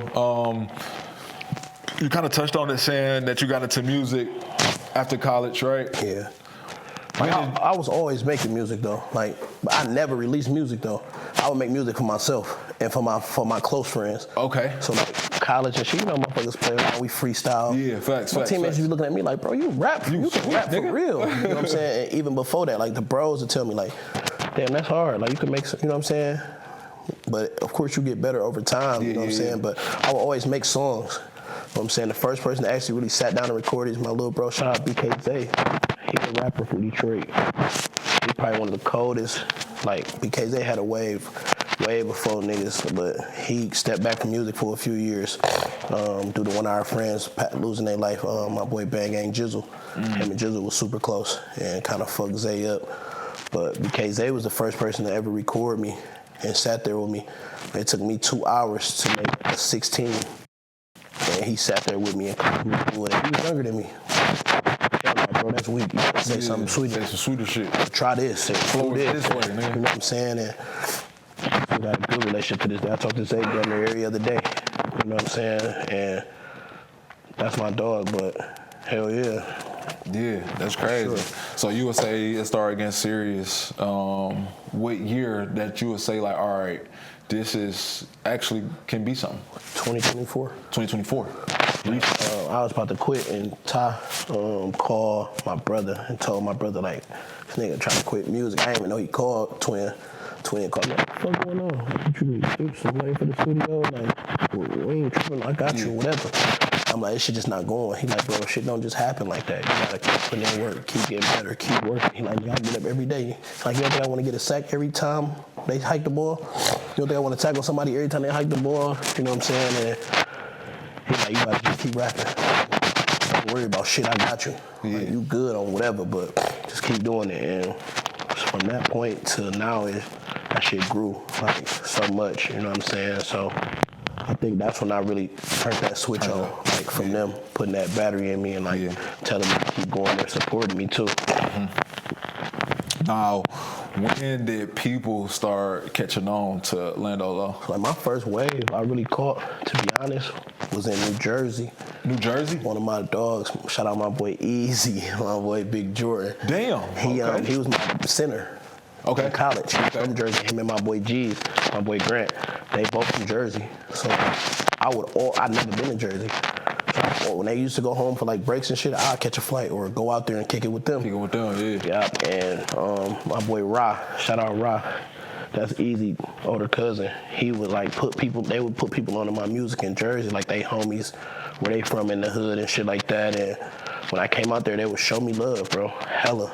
And motherfucker, I had wound up dropping a tape called I Could Do Both. Yep. And some people out there had walked up on me, like, bro, we was just playing your shit. This when I was first getting into it. And like, we know you play basketball too, right? Ooh. And that shit was like, once I seen that, you're like, okay. You know what I'm saying? Now I done had shit like people, like a lot of stories, somebody didn't call me or I actually was driving before and seeing a white boy playing my music. I heard it and rolled my window down. And he looked at me like, and rolled this shit out like, bro, this your song. Like, I fuck with your shit. Like, and this 2025, like 2024, like late 2024, like, and I'm like, damn, like, okay. You know what I'm saying? Because I was seeing past what I was telling you about, like, you got to look at what you got in front of you. Yeah. You got 10,000 views, look at them 10,000 people. Yeah. I was looking at trying to get to 1 million, and you know what I'm saying? But that shit's super dope. That's fire. Yeah. Getting appreciated for the shit you doing. For sure. Yeah. No feeling like that. That's just like you making a three and motherfuckers That's a going fact. crazy. That's a fact. Hell yeah. Hell yeah. Facts. Now, what separate Lando from every Detroit artist? See, I think I got my own style. A lot of people try to say me and my boy Glock Boys TJ sound a lot alike. We grew up rapping together, so certain shit just don't hit the same. Yeah, hell yeah. You know what I'm saying? But like that's why we just did a project. I got a project with him dropping on the 15th, like so people can see you gonna get different vibes. You gonna be able to hear this shit yourself. Yeah, you know what I'm saying? He cold too though. That boy, he a professional. Yeah, sure. But like, I think my shit different because for me, I just be me. Like I don't really imitate. I don't try to imitate. I don't imitate nobody. I talk about real shit that I've been through, or real shit that I done seen with my own eyes or done been around. I ain't making up shit. We ain't talking about nothing that we ain't been around or did or seen. Yeah. You know what I'm saying? And I'm pushing like, get you some money, bro. Get out the way. It's cool to be low key. You know what I'm saying? And that's the type of shit I talk about in my music and telling people how not to make mistakes or the shit that we did or I seen my friends do. Yeah. 100%. What I like about music, bro, like, I'm real big, like I'm a perfectionist, right? Yeah. And I listen to music a lot, so like you can say whatever, because that's your life. Yeah, I'm not critiquing you about what the words you saying in your life, but what I listen to, bro, the cadence, how you flowing this bitch. Yeah. Like, can this bitch be a #1 song in the charts, right? Because that shit matter. The cadence, how you chopping that bitch up. That matter. And you so unique, bro. Like, you will be in pocket and then that bitch will chop up. I'll be like, okay, yeah, this shit hard. We was in here listening to your shit. We like, okay, damn. I like this flow. This shit hard, yeah. So And like you said, this shit get better with time. You only 2 years in the game. Facts. You feel me? And believe it or not, bro, my engineer, my boy Danielson, he like my executive engineer. He do a lot of shit. My executive producer, he do a lot of shit outside of that too. You know what I'm saying? Like everybody wear different hats, but he was the one that really challenged me. He the first person to ever challenge me. I done had a million studio sessions with motherfuckers. Motherfuckers go in there and just press record. Let's get it. They gonna get paid. They get up out of there. Yeah. Me and him start working together. I start getting a lot of like producers through him, and I would come to the studio and shit. And I was turning beats. I want that. Yeah. I want that. I want that. One day I came in that bitch. Me and Ty was in there. It was probably a Friday night at midnight, and he was like, "We got to get you out of that." He called it. Nigga damn son crazy. He called that shit hot Cheeto and Kool-Aid rap. We gotta get you. We gotta get you out of that straight Detroit shit. You gotta be able to do different shit. Make you a complete artist. Yeah. And all the beats. That same night when he played beats, he played 6 beats. The last 6 beats I turned down. He was like, "If you can't do one of these, just go to the crib and we just book your session for next week, and I'm gonna refund it and put it for next week." That's crazy. I'm like, nigga, you can't rap on this. Looking at bro, like, hold on, bro, stop playing with me. So I come out the booth, take the headphones off, and I'm like, play the beats again. He going through him. I'm like, bro, I know you got something. He's like, we do. We got a lot of shit, but I want to see you do one of these. And I did one of them bitches, and that shit came out crazy. And he like, bro, you can't be scared of what you're not used to. Yeah. And now, like, my palette for beat selection is different because of him. Yeah. You heard that on Don't Kill Me, bro. The name of the tape is In Love of Money, or what is it? Love or Money? No. But the vibe of that. Yeah, he did that tape. He did that tape too. But no, this was after that. After that? Oh, okay. That was after that. I wanted to try that because I never did nothing like that. It was just me stepping out of my comfort zone. Yeah. And I was trying something. At that time, I was really into like the New Jersey club sound. Like I told you, I'd be out there. So I was hearing like Cash Cobain's and you know what I'm saying, shit like that. And I wanted to try that. That was cool. That was super fun to me. I'm gonna do another project like that. I like that. You can tell you had fun on that one. Hell yeah, that was dope. Facts. I did want to ask you, kind of touched on it, right? Because Detroit's so hot right now. You feel me? So is it pressure to have that Detroit sound right now, or is it important to have that versatility? Just speaking for the people that need to hear, like the Detroit kids that's coming up, the 16, that's rapping. That just straight Detroit flow, right? Be yourself, bro. Really be yourself, but don't be scared to step out of, I want to word it right. Be yourself and don't be scared to try new shit. Trying the new shit, don't step away from being you. Still be yourself in that same pocket, but sometimes you gotta dabble into different shit for somebody to really hear you. That's a because fact. Like a lot of people, and it's real. A lot of people rapping about the beef and the shoeing and I don't want to hear that shit. None no more. The girls don't want to hear that shit. Hell no. That's what really matters. If you motherfucker, that's why somebody like Skillet could do so good, because he can grab both sides. Yeah. You know what I'm saying? So like, you gotta be able to step out of that bubble and do something. Be yourself though, but you gotta be able to do something else. Yeah, for sure. Content-wise, right? Music, however, right? What is your rollout? Like, how do you prepare for a rollout when you about to get ready to introduce new music to the audience? So, believe it or not, bro, we just getting into that shit. Like, for real? We've been trial and error. We we do shit, you know what I'm saying? And there's something recently that we've been on from like seeing your page, I seen your shit to bro, and I'm like, hey, we gotta get content. Like, we in the studio, I'm recording shit, and we gotta put this shit out. I don't care if it's not, we can do it ourselves. Like, because what fans wanna see is, they want to see who you are outside of the music. They want to see you kicking it. They want to see you doing shit. They want to see you seeing you being in other places. And nigga, you going to get they want to see you. You know what I'm saying? So we just now, for real, getting on content. Like, now we got set content days where we just get together and I go shoot. Maybe for 3 to 4 hours. We just drive somewhere in Michigan and go shoot some shit and just do something. You know what I'm saying? We try to keep it. We shoot a lot in the studio. I fucking got the Meta. My brother got me, twin got me the Meta glasses. So we use those. I got a GoPro we use. And we just try to get whatever we can, bro. And I just try to turn that shit into, you know what I'm saying, what we got coming out. Yeah, facts. And we still learning, though. We trying to get way more into the content and the rollout and shit. Hell yeah. And I did say I am a perfectionist, but that's me, brother. Yeah. Do not try to be perfect, bro. Hell Just no. do this shit. Gotta you do it. feel Facts. me? Like, that shit gonna get better with time. You Hell said yeah. it, bro. It's gonna Like, get better. you gonna have $1 million, $2 million budget. That shit gonna come, bro. Facts. But right now, get this shit out. You feel me? Get it to the consumers. Facts. That's what I'm at with it. I don't give a fuck, nigga, if something fucked up, nigga. All right, nigga, I'm continue to go, nigga. That's what we gonna you feel do. me? That's how I'm you learn do it. from it. You feel me? Bruh, for real, and I'm though. gonna keep going up, nigga. I'm gonna have somebody in this bitch editing. You feel me? Who paying this nigga however much money? You feel me? So Fact. it's just like being consistent, staying with that shit.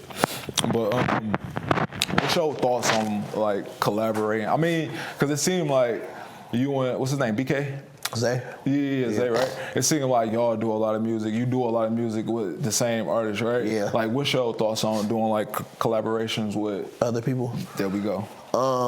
So, at first, like I got over 100 songs with Zay that's not out. I can imagine, bro. Y'all We got so much shit that we forget about that we didn't did. You know what I'm saying? But I think collabing with other people is super important. Like right now, I'm fucking with my dog out in Kansas, my boy Boogie Corleone. He gonna be on my one. He gonna hear him this summer on some of my shit. I just did some shit for one of his projects. And I was saying like Lozart, I just did some hard shit with him. He cold as fuck. That's hard. I did something with him. I just met him That's what I'm saying. You just 3 days ago. Yeah. I just did like 3 or 4 songs with him. Like he cold, like you know what I'm saying. But like venturing off, and just you know what I'm saying, because it's like it's a win-win, right? So when you drop our shit, right? When you drop a video, like even when you drop the video we did at the thing. Collaboration. So my people coming to see you now, and your people coming to see me. Yeah. So it's an even exchange. Hell yeah. You know what I'm saying? 100%. So like that's how I feel like collabing on music is. Yeah. Sometimes money exchanges is cool, you know what I'm saying, which is good. That's what you strive for, you know what I'm saying? That's your job. Sometimes that ain't what it is. Like I did this song with Boogie. His guy that helps him knows my older god brother in Kansas, and he a coder. He went and made me a whole fucking website for free for collabing with his artist.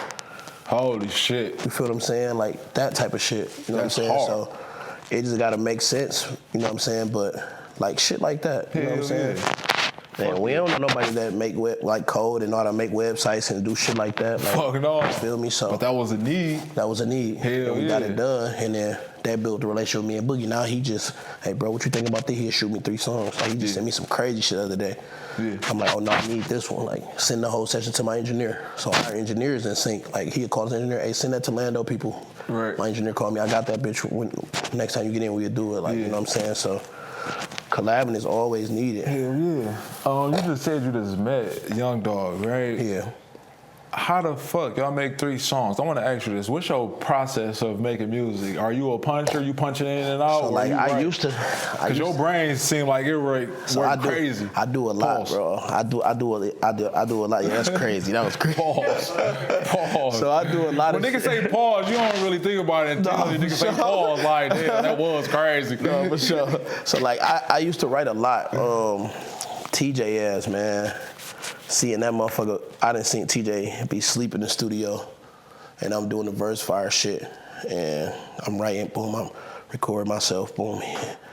That motherfucker, I got a song out with him. He said this on the song. He woke up and press record. That nigga say, just pass out off of them drugs, now I'm back up. She say real. And he rapping the whole verse from there and just punch. So like, and then you know what I'm saying, just being around certain people, you know what I'm saying, that can punch. Yeah. Zay do that.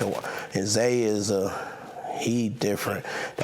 He could rap a whole 16 in one breath. One breath?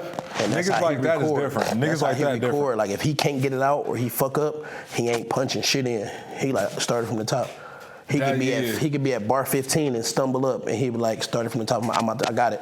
Yeah, niggas like I be like, bro, you that's how he do his shit. But lately, I've been punching in.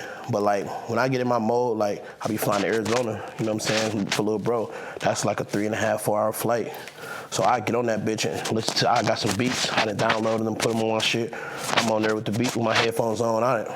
I'm be in the clouds. You know what I'm saying? My daughter on here, she sleep. I might just write a hook. I might write a whole song. You know what I'm saying? So I think I do a little bit of both.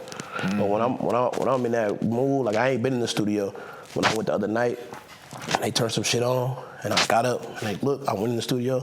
I'm like, come on. He like, oh, you want to record? I'm like, hell yeah. Like, feel me? So boom, he got it in, and we got it in. Like, you know, I think it's certain times for, you know, like that writing bag. Hell yeah. It's for certain moments. You feel me? For sure. But when you're trying to touch certain points. Yeah, facts. Now I don't even think I remember the last time I picked up a pen, bro. Yeah, like, for sure. I'm just straight just punching in. Hell yeah. And the song come out way. They do it come out cleaner because they take breaths out. Yeah. Hell you yeah. feel me? So way cleaner. I punch now more than I write, but I still will write. Yeah. Do you think consumers care about full projects anymore, or they just need that, you know, it's just going. Let me get a single here, single there? I think consumers, so you got Sam's Club. Yep. You got motherfuckers that'll take a trial because that's what's going on, and you got motherfuckers that got memberships. So I think your real core consumers care more about your projects, but the people that might just have heard you on some shit like, oh no, he hard as fuck, he was just on bro tape. They might want to see a single. They might not go listen to a whole project until somebody tell them like, bro, this song, you ain't heard this shit? Like, you know what I'm saying? But it's like the best of both worlds, you know what I'm saying? You get a little bit of both, but I think they care more about if you want to put it in the concept of what's coming up, the quicker shit, which would be a single. Because like even when people don't really watch people music videos. They want to see your Instagram. Your content what right your content look like. Or your TikTok. They want to see the quick shit because people attention spans ain't that long. Nobody sitting there watching a 2-minute video on Instagram. That 30-second motherfucker could get somebody to click on your page. Now they scrolling through your shit, liking and commenting your shit. You know what I'm saying? That's what you want. So you want eye-catching shit. No, that's a fact. 100%, bro. This year, bro, you already dropped 2 projects. The album, Listeners Only. Yep, Listener Only, and the EP, Cashmere Ashtrays. Yeah. What would you say is the difference between the two? So, Cashmere Ashtrays is something that I worked on with my engineer, Danielson. He ran point on all them. Like, he told me what he want for each song. Like, I want you to do this. The first song on there wasn't supposed to go on there. I was in the studio recording one night, and it was 4 in the morning. That's what the Julie Kavanaugh shit. Oh, shit. Okay, and he that's going to be the intro for Cashmere. And I'm like, bet, because Cashmere was already done.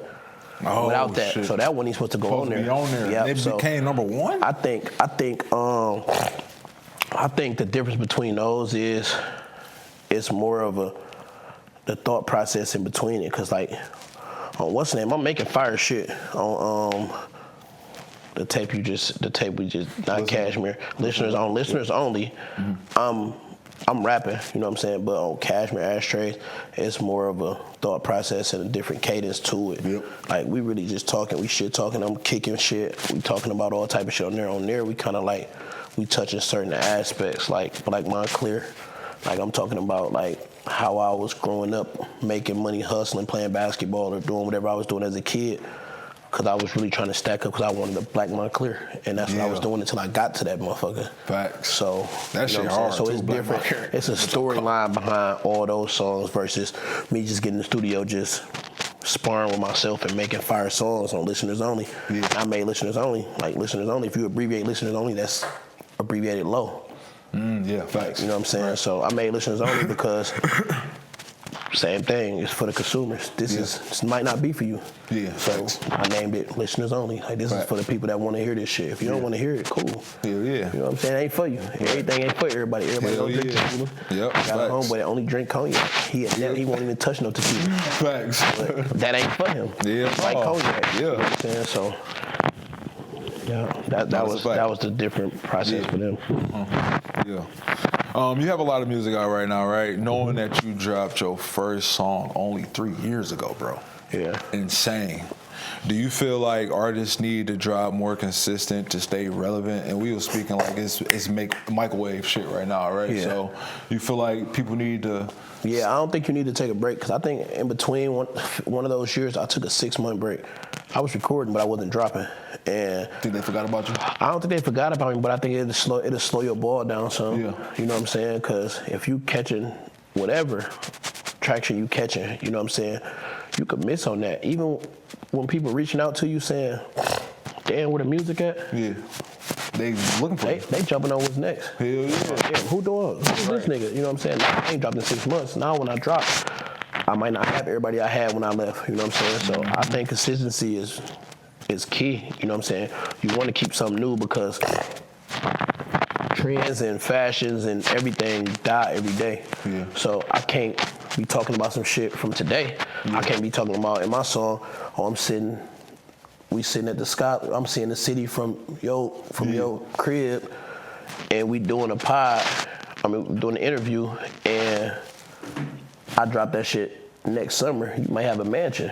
Yeah, facts. Feel me? I get you. So now you outdated. Yeah. So you want to keep outdated the relevant. You outdated yourself for holding on to shit. So facts. I think you want to just keep everything relevant and keep everything keep it going. Hell yeah, fuck yeah, don't stop. Don't cap.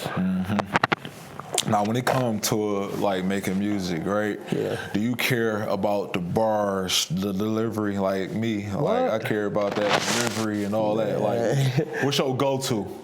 What you mean? Like, what do you care most about? Like, all right, I need these bars to come out clean as fuck. This delivery to be clean. Both. Like Because I even ask them sometimes, like, what y'all think about that? Yeah. And they like, now they know, I don't like it. Yeah. And they like, do it again. You know what I'm saying? Because if I gotta even question it, I don't like it. You know what I'm saying? So like, even if I get a word, they could say it's perfect. Yeah. And I'd be like, I know me and I know how I talk. I need them to hear every word. I slurred this word a little bit. I'm the same. Let me say it again. You know what I'm saying? And that's just how I got, because I care about this shit now. Like, before I just rap it, however it come out. Like, I go listen to the old shit like this. Like, we came a long way. You know what I'm saying? But like, now it's like every single point I gotta be, hell no, don't even take the ad lib off. It's talking over what I'm trying to say, or they ain't hear that bar. They ain't hear that. Drop the beat. I want them to hear this shit. Yeah. Take the beat off, nigga. Like, let him hear that. Like, I want the world to hear this. You know what I'm saying? Yeah. So you're a perfectionist too. Yeah. Hell yeah. And I be in that bitch. Weird. What?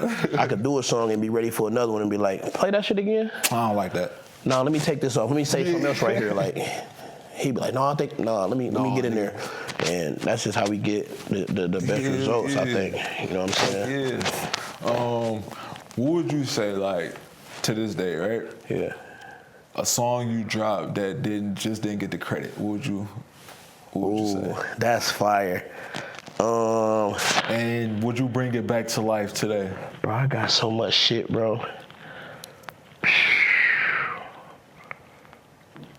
Like, damn, this bitch ain't hit how I thought it was gonna hit. What the fuck? What the fuck is this song called? Your favorite song, Smurf? Palm Angels. I got a song called Palm Angels, bro. That's so hard. But I was in a space where I didn't know how to roll out and get marketed and shoot shit forward. And that song right there, that's one of the songs that I think about all the time. Bring that bitch back around. Yeah, I think that's what we're going to have to. Yeah, we're going to have to. Good music lasts, bro. There. Music do last, bro. Good music lasts for sure. So like Palm Angels, like that's one of them songs that I like, and I said a lot on. That shit cold.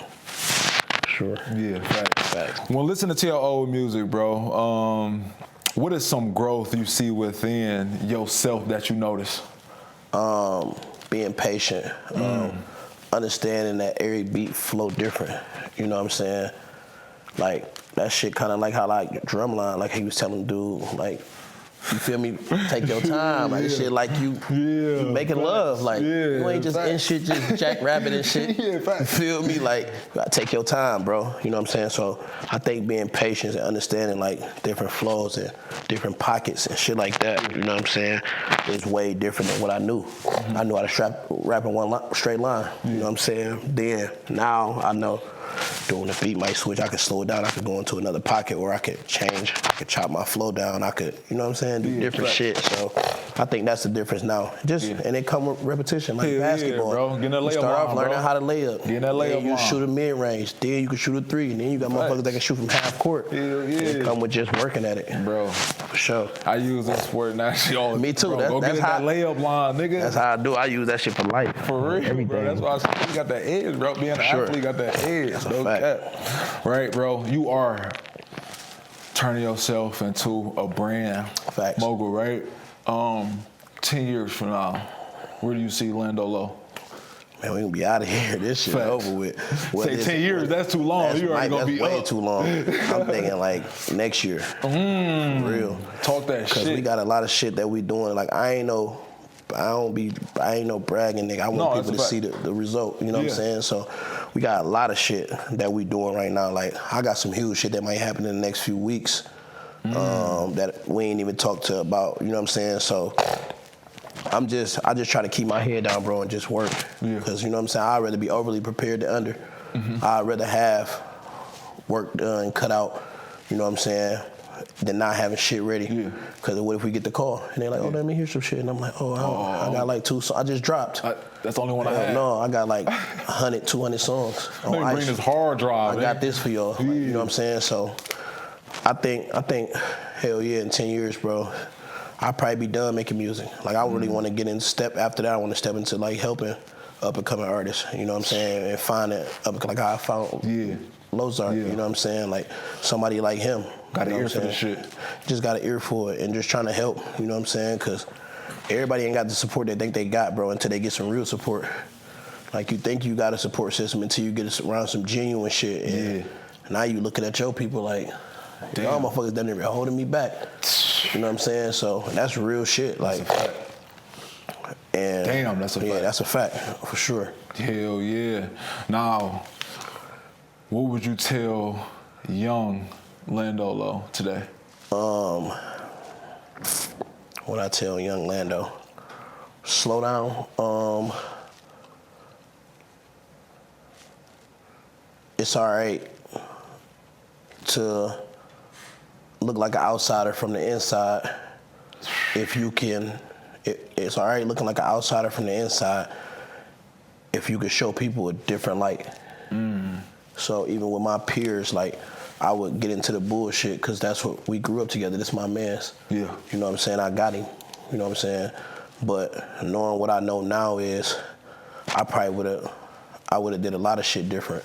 You know what I'm saying? Because whether you believe it or not, like everything, you know what I'm saying, got a reaction to it. You know what I'm saying? Some shit I could have did, and I ain't putting nothing on me. You know what I'm saying? Some shit I could have did different, could have probably saved one of my man's life. You feel what I'm saying? Just by being the person I am now. Because I tell a nigga, like, we ain't on that, bro. Like, we don't even push shit like that. You know what I'm saying? We push positive shit. We vibing. We having a good time. We getting out of these people's spots and going on our way. We ain't just dangling, doing no loose shit. You know what I'm saying? We ain't getting too drunk. None of that type of shit. You know what I'm saying? We going having a good time, making sure everybody get home safe. Feel me? So if I could be who I am now, you know what I'm saying? You could shine a different light on somebody and make somebody else want to go a different way. You know what I'm saying? So I think that's what I would tell my younger self. Like, you know what I'm saying? Be who you are, who you true to be. You know what I'm saying? And don't be scared to tell motherfuckers if they wrong, or don't be too much of a good friend to poverty or what we grew up in to not tell a nigga like, you tripping, gang. You go to jail, or you can die. Like, motherfuckers don't got friends that'll tell them they'll just crash or let them crash crash with them. And now niggas facing life, or, you know what I'm saying, that shit just get bad. Thinking that shit cool. Telling at an all-time high right now. Motherfuckers is telling on you. Telling. You think these niggas is tough and these niggas is wild, them niggas is gonna get in that bitch and tell on you. So, feel me? You wanna go through that for the rest of your life or be free? Well, you could have just had a conversation with your man. It's like, man, that shit ain't worth it, bro. Shit. Feel me? Like, and you ain't got them type of friends. Like, I'm not saying you per se, but some people don't got them type of friends to where a nigga can't even be real with them. You know what I'm saying? certain conversations you can't have with certain motherfuckers, and you know who those friends are. But That's a fact. you gotta have them conversations with them niggas. Like I'm that friend. Like I'm gonna have an uncomfortable conversation with my mans that's from the hood, that hang around my mans that's not. Like you ain't gonna treat him no different. You know what I'm saying? Like you, vice versa. We family, bro. You know what I'm saying? Like he ain't from where we from, so you ain't gonna just pick at him or. You on some dumb shit. Yeah, facts. That shit ain't that serious. You ain't gotta go try to take nobody's life, put your life in jeopardy. You got a kid. Like, you tripping. You don't think about that shit till you there. Yeah, facts. Now it's like, damn, bro, you gotta get your shit right, bro. That's a fact, bro. I'm that friend now. I wish I could have been that friend growing up. You know, being a little more, and it come with maturity too, though. Yeah. So I think that's what I would do different. 100%. God damn, bro. Hey, this dude's from the land. I'm Big Sleeve, bro. We just heard a lot of good shit from our brother. Sure, man. Lo-ski. Lando Lo, man. I appreciate you for having me, bro. You already know, Love, man. bro. Thank you, bro. That shit was hard. I appreciate you. See, I'm praying for him. I'm the shooter now. I won't let a hand land on him. Raised by Marines, so you know the shot is Jason Bourne. God took my grandma, then my heart is still torn. He was from the land, I can see the whole city. See the clear, biggest hill, you know I